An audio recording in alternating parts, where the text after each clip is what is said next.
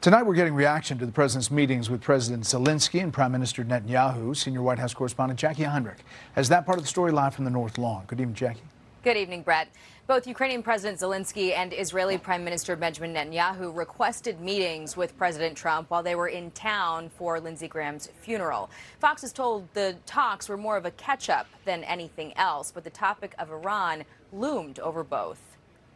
Tonight, following his funeral, Senator Lindsey Graham's namesake Russia sanctions bill will get a procedural vote in the Senate and is expected to pass after a group of bipartisan senators announced an agreement. Ukrainian President Zelenskyy may be in the Capitol when it happens, after meeting with President Trump this morning, bringing evidence that Russia is aiding Iran's war effort.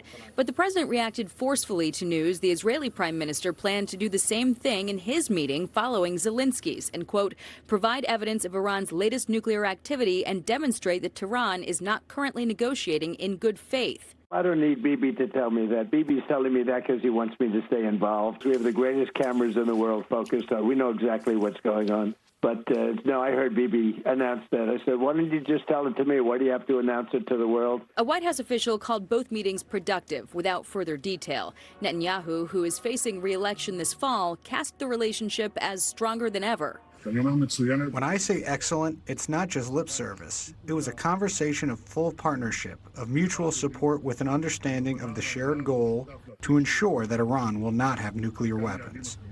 It was one of the best conversations I've had with the President of the United States, our friend Donald Trump. Asked if he and Netanyahu are on the same page with Iran, Trump said, yeah, for a little difference, but pretty close, yeah. This, as Axios reports, U.S. officials believe economic pressure on Iran has been as effective as the military campaign.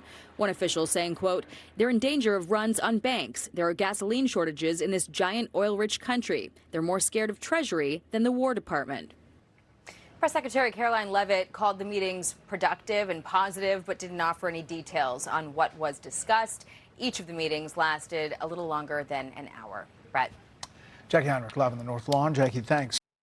Be sure to like and subscribe for all the Fox News latest on YouTube and catch full shows streaming now on Fox One.